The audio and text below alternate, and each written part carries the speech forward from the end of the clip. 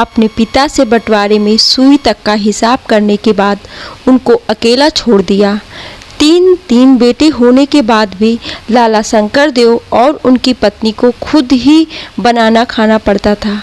पैसे की कोई कमी नहीं थी।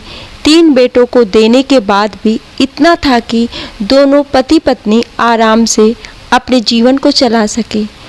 कमी थी तो बस इतनी सी कि उनसे बोलने वाला कोई नहीं था। सुबह सुबह शंकर देव और उनकी पत्नी मंदिर चले जाते। दोपहर में मंदिर के पट बंद होने को होता तब घर वापस आते। 12 बजे से 1 बजे और 2 बजे तक बुढ़िया खाना पीना और चौका बर्तन निपटा के 4 बजे तक आराम करते और फिर 4 बजे से 7 बजे तक मंदिर में जाकर बैठ जाते। शंकर देव हमेशा अपनी पत्नी को कहते, भले ही तुम मुझसे 1 दिन पहले मरे पर तू ही मरना, क्योंकि यदि मैं पहले मर गया तो ये तेरी औलाद है, तेरी बहुत बुरी दशा कर देंगे। वे मंदिर में पूजा नहीं करते, बस एक दूसरे के घर गृहस्थी की बातें करते थे। उनके 3 बेटे और उन तीनों बेटों के 4-4 औलाद थी, पर शंकर देव के लिए वह सब बेकार ही थे। एक दिन बूढ़ी रात को सोई तो फिर कभी नहीं उठ सकी। शंकर देव ने बहुत आवाज़ लगाई, तब तीनों बहू बेटे नीचे उतरे। शंकर देव ने कहा, तुम लोगों की अम्मा ना रही। बड़ी बहू बोली, पिताजी और कितना जिंदा रहती, 90 की तो हो गई थी, इस उम्र में भी ना जाती तो कब जाती। शंकर देव ने बेटों बहुओं से कहा, अरे तो रो लो, तुम लोग भरा पूरा परिवार है, पर तुम किसी की आंखों में आंसू नहीं है। बीच वाली बहू बोली, पिताजी रोना नहीं आ रहा है तो कहाँ से रो लें, हमसे ज़बरदस्ती तो ना रोया जाएगा। शंकर देव ने कहा, 4 लोग इकट्ठा होंगे तो अभी लोग क्या कहेंगे कि इतना बड़ा परिवार पर माँ के लिए रोने वाला एक भी नहीं। शंकर देव ही दुखी होकर खूब रोया। उनके रोने पर पोते पोतियों सहित बहू बेटों ने उनकी खूब खिल्ली उड़ाई। 13वीं में शंकर देव ने खूब ब्राह्मणों को भोज कराया और खूब दान भी दिया, पर तीनों बेटों ने 1 पैसा भी न खर्च किया। सबसे छोटी बहू बोली, पिताजी सब अम्मा पर ही लुटा देंगे तो कुछ अपने मरने के बाद का इंतजाम करके रखो, हम लोगों पर इतना ना है कि हम आपके मरने पर लुटा सके। शंकर देव कुछ ना बोला, चुपचाप सुनता रहा। 3 दिन भी ना बीते थे कि शंकर देव भी ना रहे। 3 दिन अपने कमरे में मरे पड़े रहे, पर किसी को पता ना चला। पता भी भला कैसे पड़ता, कोई उनके कमरे में ही ना आता जाता। बुढ़िया के मरने के बाद शंकर देव से किसी ने 1 गिलास पानी तक भी ना पूछा। मंदिर का पंडित एक दिन दोपहर में आया और बड़ी बहू से पूछा, बाबूजी 4 दिन से मंदिर नहीं आ रहे हैं, उनकी तबीयत तो ठीक है ना। बड़ी बहू ने उनका कमरा खोला तो देखा तेज बास आई। तब पंडित ने कहा, लगता है इनको मरे 3-4 दिन हो गए हैं।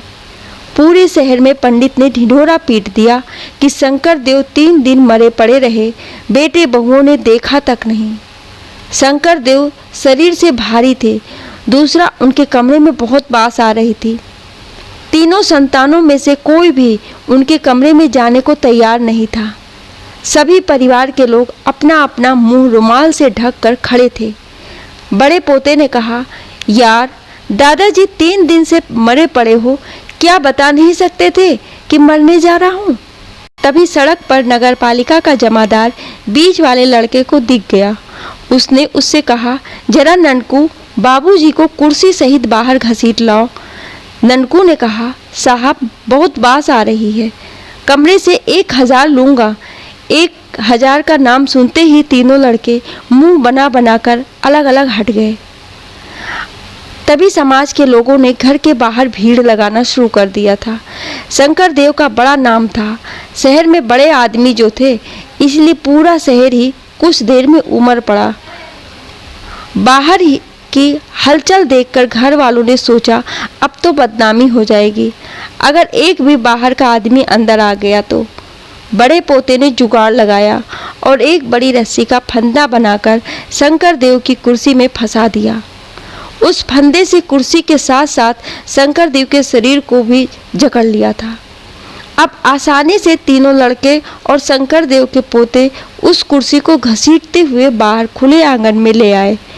इसी बीच शंकरदेव की तीनों बहुओं रूम फ्रेशनर लेकर कमरे में घुसकर छिड़काव करने लगी। उसी के साथ अम्मा जी की अलमारी भी खोल दी। तीनों ने मिलकर लूट खचोट चालू कर दी। अम्मा जी के जेवर का डिब्बा भारी भरकम था, साथ में 4.5 लाख नकद भी निकल जाए। तीनों लोग धक्का मुक्की कर ही रहे थे कि बाहर खड़े लड़के अपनी अपनी पत्नी से कह रहे थे, धक्का मार और अपने कब्जे में सारा सामान ले ले।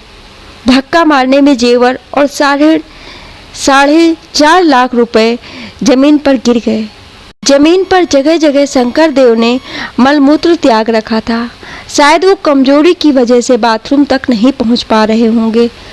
नोटों में मल लग जाने के बाद भी उन तीनों औरतों ने छीना झपटी बंद नहीं की। जिसके हिस्से जो आया बटोर लिया। आंगन में शंकरदेव को कुर्सी से नीचे पटक दिया। फिर बॉडी परफ्यूम का छिड़काव चारों तरफ करके पूरा परिवार चारों तरफ से उनको घेर के बैठ गया। बाहर तक आवाज चली जाए इसलिए तीनों औरतें घूंघट की आड़ में चीखने लगीं। अरे पिताजी, कुछ दिन तो सेवा करा लेते, बहुओं से इतनी भी क्या जल्दी थी। अभी तो अम्मा जी को 1 महीना भी नहीं हुआ। पिताजी, अरे पिताजी, अभी तो अम्मा जी ठीक से पहुंच भी ना पाई होंगी, अभी तो रास्ते में ही होंगी और अब आप भी चले गए। बड़े पोते ने अपनी माँ से कहा, मम्मी ये आप क्या कह रही हैं? कम से कम सोचिए तो आप क्या बोल रही हैं। बड़ी बहू ने अपना घूंघट उठाकर लड़की की तरफ देखकर बोला, चुप कर कमीने, पहले जाकर गेट तो खोल। लड़के ने गेट खोला तो बाहर के सभी लोग आंगन में आ गए। सबको अंदर आता देख पूरा परिवार घड़ियाली आंसू बहाने लगा। अंतिम संस्कार में होने वाले खर्च में बड़ी मुश्किल से तीनों ने अपना धन खर्च किया। अब तीनों परिवार अपने अपने कार्य में लग गए। पिता द्वारा दिया गया व्यापार बड़ी जोर शोर से निकल पड़ा था। बड़े लड़के ने अपने तीनों बेटे और एक बेटी की शादी बड़े बड़े खानदान में करी थी। शंकरदेव के 2 छोटे बेटे विदेशों में अपने बच्चों के साथ रहने लगे थे। वे कभी कभी आते भारत तो बड़े भाई के यहाँ न रुककर होटलों में रुकते थे। आपसी मतभेद तो था पर तीनों में समाज को दिखाने के लिए सब एक थे। अब तो छोटे भाइयों ने आना जाना भी बंद कर दिया था। जब तक बच्चों की शादी ब्याह होता रहा तब तक आना जाना बना हुआ था।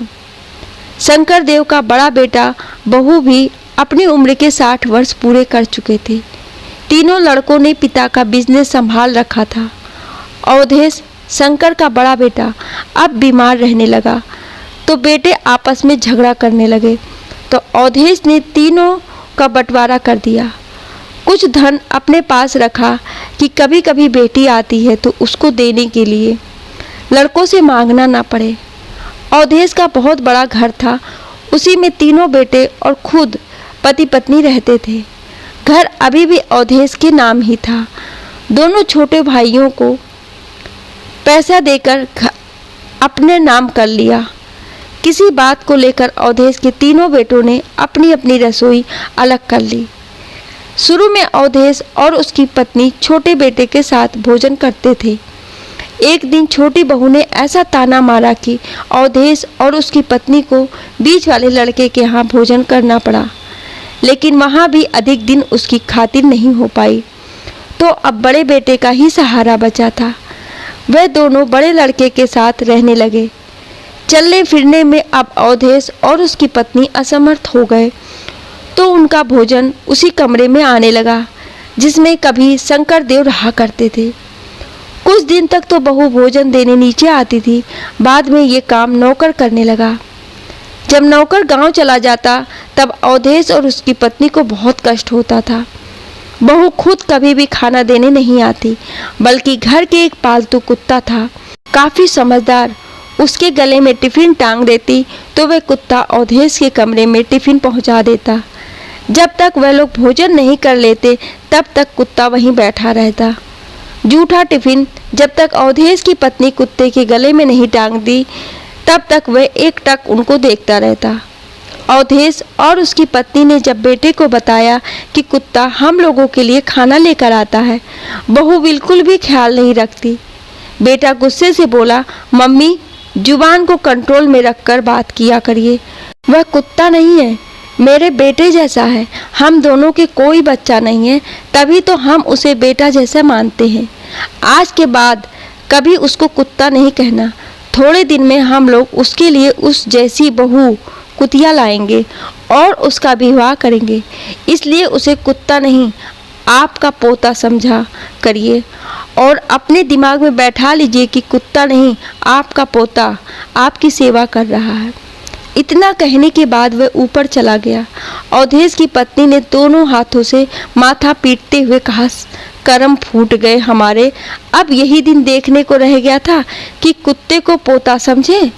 अवधेश ने अपने बेटे बहू के बारे में जब अपनी बेटी को फ़ोन करके बताया तो वह बहुत दुखी हुई, पर बेटी की मजबूरी ये थी कि वह स्वयं एक संयुक्त परिवार की बहू थी, इसलिए माता पिता को अपने साथ नहीं रख सकती थी। लेकिन वह अपने माता पिता से अक्सर मिलने आया करती थी। आज रविवार था तो बेटी और दामाद दोनों ही अवधेश से मिलने आ गए थे। जैसे ही वह कमरे में घुसी तो उसको अजीब सी गंध आई। पापा, ये कैसी बदबू आ रही है आपके कमरे से? बेटी, कुत्ते ने टट्टी कर रखी है 3 दिन से, पर तेरे भाई भाभी ध्यान ही नहीं देते। तेरी माँ ने ना जाने कितनी बार कह चुकी, पर ये लोग सुनते ही नहीं। मैं जरा भी खड़ा होता हूँ तो चक्कर आने हैं। तेरी माँ की सांस फूलती है, इसीलिए ये भी ऊपर नहीं जा सकती। तभी गले में टिफिन लटकाए कुत्ता कमरे में आया। अवधेश ने उसके गले से टिफिन निकालकर एक तरफ रख दिया। कुत्ता अर्चना, अवधेश की बेटी, के पास आ गया। तब तक दुम हिलाकर अर्चना का स्वागत करता रहा, जब तक अर्चना ने उसके सर पर हाथ रखकर उसको सहला नहीं दिया। अवधेश ने बताया, बस इसी तरह रोज हम लोगों को खाना आता है। अब जब तक हम लोग खाना खाकर टिफिन इसके गले में नहीं डाल देते, तब तक ये यहीं बैठा रहेगा। बेटी का कलेजा बैठ गया ये सुनकर। दिल भी खूब रोया, पर आंखों के आंसुओं को बेटी इसलिए पी गई कि माता पिता को तकलीफ होगी।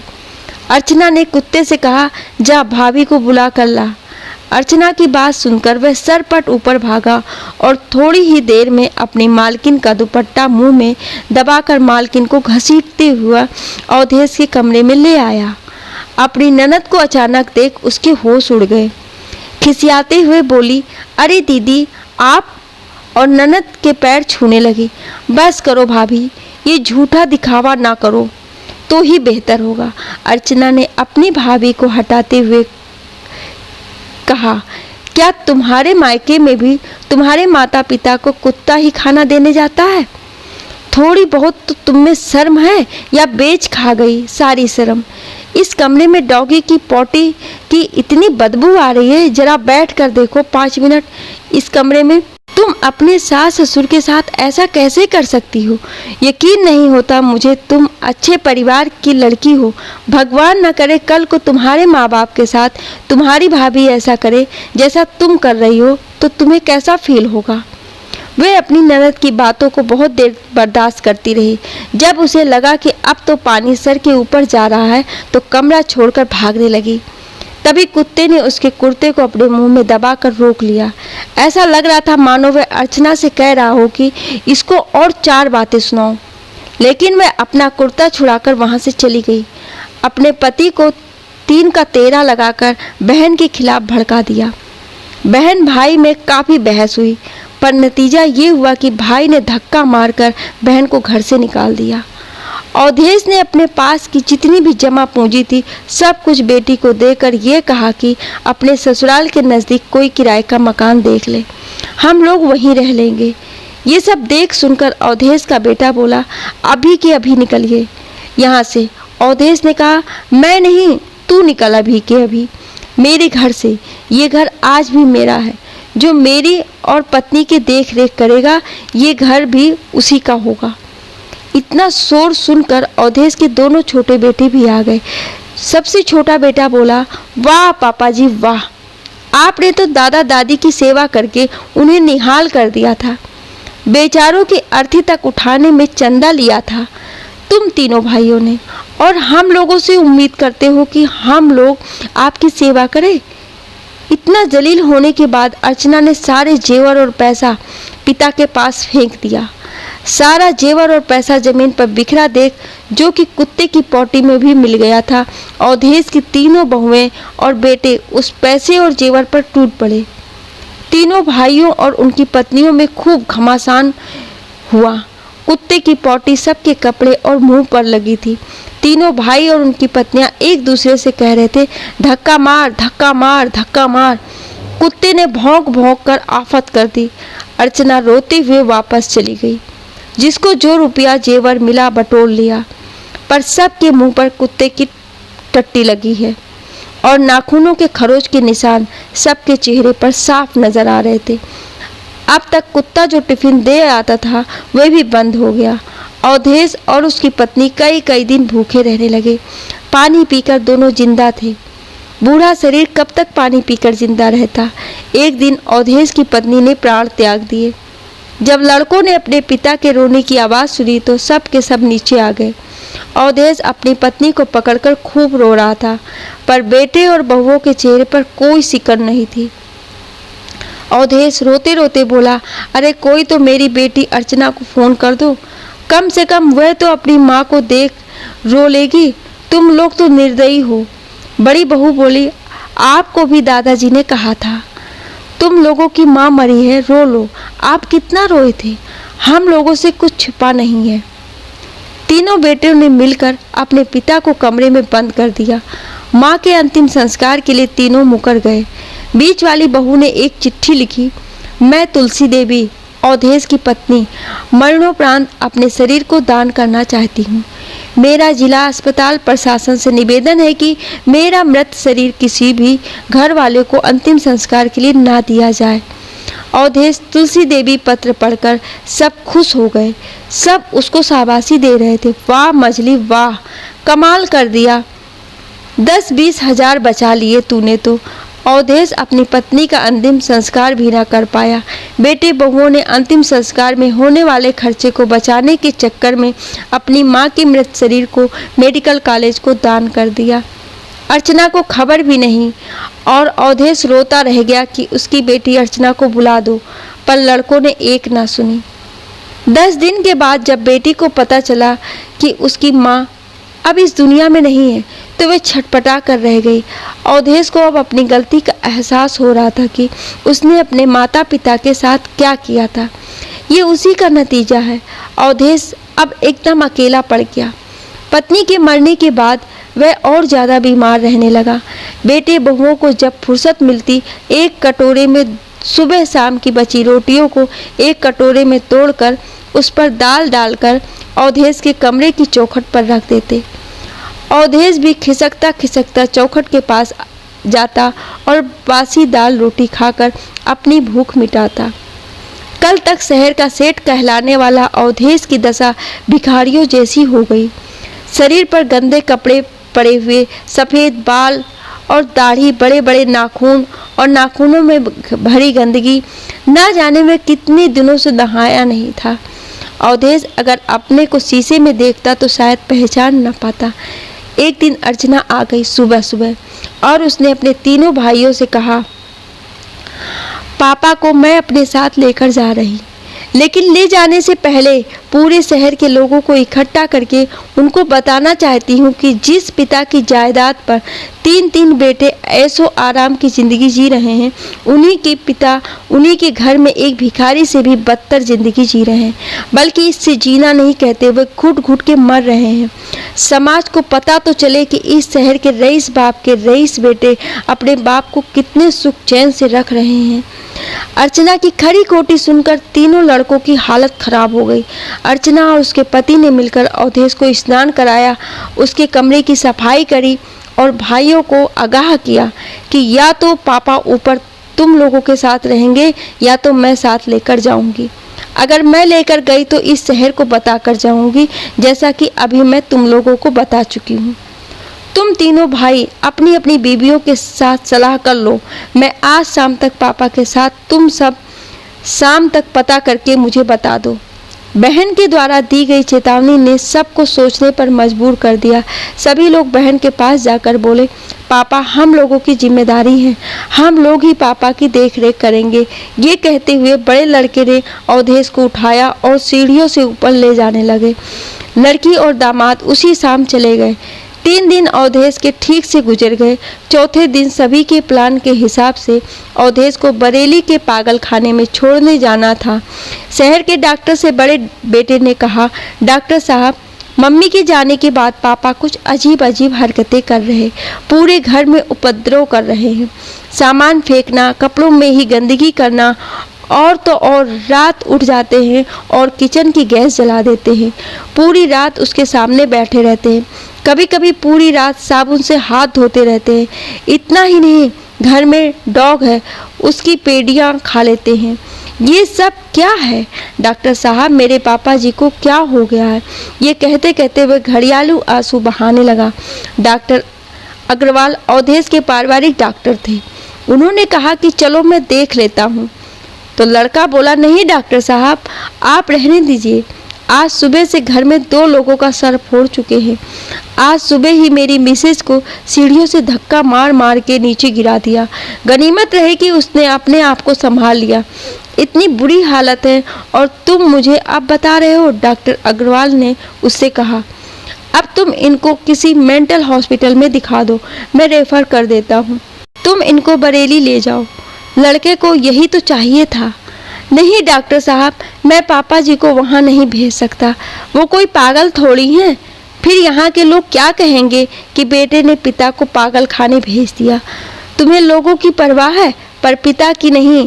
जिस हिसाब से तुम अवधेश की हालत बता रहे हो, उस हिसाब से तो अवधेश पूरी तरह पागल हो चुका है।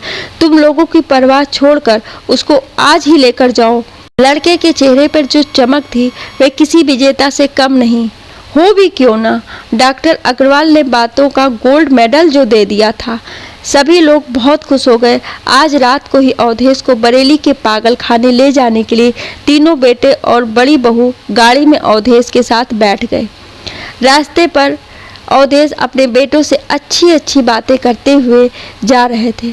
लड़कों ने उसे बताया कि वह उसको दिल्ली इलाज के लिए ले जा रहे हैं। पर जैसे ही बरेली आया वैसे ही बड़ी बहू ने बोली, ना दिल्ली ना मुंबई, आपको बरेली के पागल खाने में भर्ती कराने ले जा रहे हैं। बहुत अति करते हैं ना आप, इसलिए पागल खाने का नाम सुनते ही अवधेश चिल्लाने लगा, मैं पागल नहीं हूँ, मैं पागल नहीं हूँ। जैसे कि हर पागल कहता है कि मैं पागल नहीं हूँ, पर उसकी कोई नहीं सुनता। अवधेश पूरी गाड़ी में छटपटाहट करता रहा, पर जवान लड़कों के मजबूत हाथों ने पूरे शरीर को बिना ताकत लगाई ही रोक रखा था। गाड़ी पागल खाने के प्रांगण में खड़ी थी। अवधेश जोर से चिल्ला रहा था। बड़ा बेटा रिसेप्शन पर गया और डॉक्टर अग्रवाल का पर्चा दिखाते हुए एडमिशन फीस देकर आगे डॉक्टर के रूम में गया। थोड़ी ही देर में 3-4 वार्ड बॉय ने अवधेश को दबोच लिया और अवधेश रोता रहा, छटपटाता रहा, मैं पागल नहीं हूँ, मैं पागल नहीं हूँ। और अवधेश को रोते बिलखते छोड़ पूरा परिवार वापस आ गया। पूरे शहर वालों से, बिरादरी से और रिश्तेदारों से यही कहा कि पापा बहन के यहाँ गए हैं, वहीं रहकर अपना इलाज करवा रहे हैं। अब अवधेश को अपने किए की सज़ा मिल रही थी, जैसे उसने अपने माता पिता के साथ किया, उससे भी कहीं ज़्यादा उसको भुगतना पड़ रहा था। वह पागल ना होते हुए भी पागल खाने में बंद था। एक दिन कोई अपने मरीज से मिलने आया तो अवधेश ने उसको अपनी बेटी का फ़ोन नंबर देकर प्रार्थना करी कि इस नंबर पर फ़ोन लगाकर मेरी बेटी से बात करा दो। मैं पागल नहीं हूँ, पर मेरे बेटे बहू मुझे यहाँ पागल करार कर भर्ती करा गए हैं। बस एक बार आप मेरी बेटी से बात करा दीजिए। बेटी की आवाज़ सुनते ही अवधेश फपक पड़ा, सारी बातें बता दी। बेटी से पिता की पीड़ा बर्दाश्त न हुई, उसी समय अपने पति के साथ बरेली के लिए निकल पड़ी। दूसरे दिन जब वह अपने पिता को अपने घर लेकर आई तो अवधेश ने वकील बुलाकर अपनी कोठी अपनी बेटी के नाम कर दी और साथ ही जीते जी अपना शरीर भी मेडिकल कॉलेज में दान कर दिया। एनाटॉमी विभाग सारी प्रक्रिया की गई। गवाह के तौर पर बेटी और दामाद हस्ताक्षर कर दिए। लड़की ने भाइयों को लताड़ लगाते हुए कोठी को खाली करने का आदेश दिया। साथ में ये भी कहा कि पापा अपने तीनों लड़कों को अपनी कोठी संख्या को बेदखल करके अपनी बेटी के नाम करते हैं। अब तुम लोगों के पास बहुत कम समय है, मेरी कोठी को 3 दिन के अंदर खाली की जाए। कि नोटिस तैयार हो गई। पापा जी मेरे साथ हैं, जिनको तुम पागल बनाकर बरेली छोड़ाए थे वे एकदम स्वस्थ हैं। भगवान से प्रार्थना करती हूँ कि मेरे पापा हमेशा स्वस्थ रहें। पापा जी की लंबी उम्र हो, वे जब तक इस दुनिया में हैं तब तक मेरे साथ रहेंगे। और मुझे पापा की और उस कोठी का भी लालच नहीं है, क्योंकि पापा चाहते हैं कि वहाँ एक बड़ा धर्मशाला बनेगा। इसलिए 3 दिन में कोठी खाली की जाए, वरना सारा सामान सड़क पर फेंक दिया जाएगा। पापा ने ये भी लिखा है कि धर्मशाला तैयार होने के बाद एक एक कमरा नालायक बेटों को किराए पर दे दिया जाए, अगर वे हर महीने का किराया ट्रस्ट में जमा कर सकते हो तो। ये सब सुनते ही तीनों लड़कों के होश उड़ गए। थोड़े दिन बाद ही अवधेश की मृत्यु हो गई। उसके शरीर को एनाटॉमी विभाग के लोग ले गए। लड़कों को कोठी खाली करनी पड़ी। अवधेश गायत्री देवी धर्मशाला का निर्माण हुआ। उसकी ट्रस्टी बेटी को बनाया गया। अवधेश के तीनों बेटे किराए के मकान में आज भी भटक रहे हैं। अंत समय में अवधेश अपने ही कर्मों का फल भोग रहा था। उसके पिता तो उसे सबक नहीं सिखा पाए, लेकिन उसने अपने बेटों को सबक सिखाकर एक मिसाल पेश की। ये कहानी आपको कैसी लगी, आप मुझे अपनी राय कमेंट बॉक्स में ज़रूर दीजिएगा और ऐसी ही कहानियाँ सुनने के लिए हमें सब्सक्राइब ज़रूर करें। Thank you.